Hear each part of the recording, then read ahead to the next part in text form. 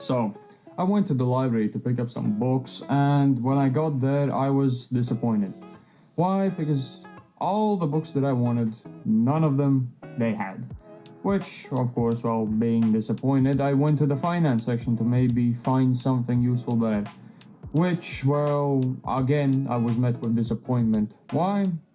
Because this time it was filled with tax information for farmers and stuff like that. Stuff that I didn't personally find useful nor interesting. So I just skimmed through the books that I did have, and like a diamond in the rough, I did find something with a purple cover.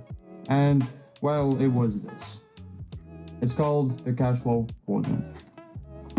The book, it was written by an author that I did recognize, and it was Robert Kiyosaki, aka the writer of Rich Dad Poor Dad. And then I thought, well, not like all the books that I did want they had, so I might as well just take this home, give it a try. May I add, for someone who struggled with reading and, well, still do, reading this book was, in my mind at least, not gonna be an easy task because, well, I could barely fucking read a page. But to my surprise, before I left the library, I read to the chapter 4, which is like 80 pages or something, which is, well, at the time it was a first for me and it was something else. So, what is the book about actually? Well, it's about the Cashflow quadrant, which, as the name of the book would suggest, it categorizes people into 4 main groups. You got the employee, the self-employed, the business owner, and the investor.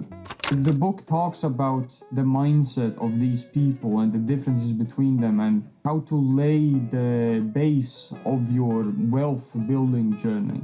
It talks about financial freedom and the differences between these people and how they want to achieve it. Of course, there are game rules to this, game of finance, and you have to play it right to make it to the end successful.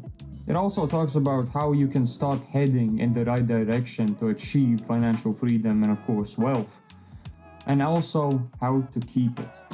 So let's talk about mindset.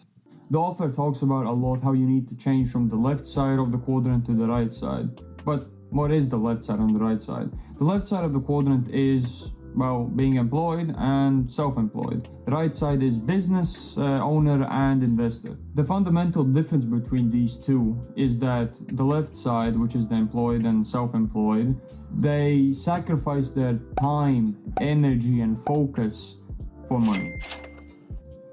There is a problem with this. You have 24 hours in a day. You sleep 8 of them, let's say. 16 of those hours are free that you could technically work. Even if you were to work all of those hours every day, there's still a cap on how much you can make. Even if your job is results based and your performance dictates everything, you could technically make more money, yes, but you're still, again, limited. The book also talks about how many benefits there are for being a business owner instead of an employee, mostly tax-related stuff. Mind you, this may change depending on what country you live in, but at its core, the message is still there. You need to make money passively, because, well, there's a limit on how much you can make actively. But what's the difference between these two? Active versus passive income. You have probably heard of these terms before somewhere else on YouTube or whatever else, but in case you haven't, active income is when you, work for money. You trade your energy, time, and focus for money. But passive income is generated from assets. But what are assets? Assets versus liabilities. What's what? Well, simply put, an asset puts money into your pocket and the liability takes it out. It's that simple, really. And understanding the difference between these two is absolutely required for any financial success whatsoever. In the book, it also talks about maximizing the amount of assets you have while minimizing all the liabilities you have. For example, if you own a house, it's not always an asset. If you live in your house and it takes more money out of your pocket than it puts in, it's, a liability by definition. But if you were to, let's say, rent out your house or rent a part of your house out to other people, that would bring you cash flow in your pockets, making it an asset. Knowing all of this takes time, of course. Years of not tracking your expenses and acquiring a liability after liability. It's gonna catch up with you and you're gonna suffer from it. But don't be discouraged. You always need to learn more about finance. So let's talk about that. Financial literacy and education.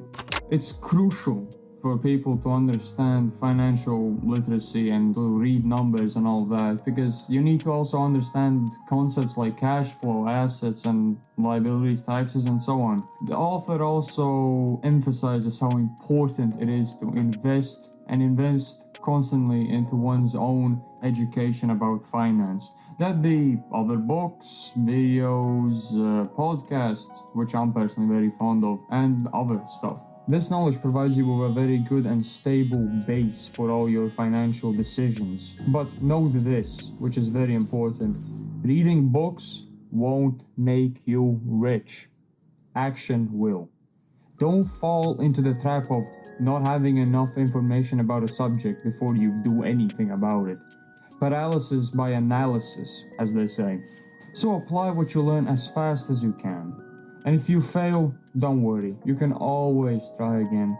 And talking about failure, the book has a really good chapter about this too. So let's talk about it. Taking calculated risks. Building wealth requires risks. There's no avoiding it. There's no, I don't want to take a risk, I don't want to do this, but I still want to be rich. It doesn't work like that. The book talks about embracing calculated risks because, well, they are the stepping stones to success. As the famous quote says, failure is the best teacher. If you sit on your ass all day and take no risks whatsoever, you won't get anywhere in life. The book talks about people who just don't want to see you succeed. They doubt you all the time. They may do it consciously or unconsciously, but they do exist. The mentality of these people is, if I won't try, I won't fail, therefore I win. But you also don't move forward in life if you don't take any risks whatsoever. Then you become stale, mediocre, and what? You think you're smarter than everyone else because you technically haven't failed? Come on. Of course, don't be a dumbass, don't take unnecessary risks with no good outcome anyway.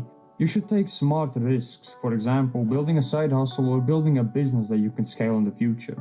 And talking about business, building a scalable business. Moving from being self-employed to a business owner is quite a jump, and it involves building systems that are scalable, that don't require your constant involvement. It may sound a bit vague, but basically what it means is you don't need to do everything. Because if you do everything, it's not a business. You're still self-employed. You work for the business and the business doesn't work for you. Of course, you need to learn to hire people and, well, trust people with certain parts of the business. But you also can't just, well, hire people and just hope they all work together and everything works out fine. There's a balance that is required for this business to function. So yeah, those are the most important chapters, at least in my view. I absolutely suggest that you go check this book out. It delves way deeper in than I did about the chapters and other things in there, like real estate, mental tricks, and some habits. And maybe you also found some use from them, so thank you for sticking around. Well, that's it from me. See you.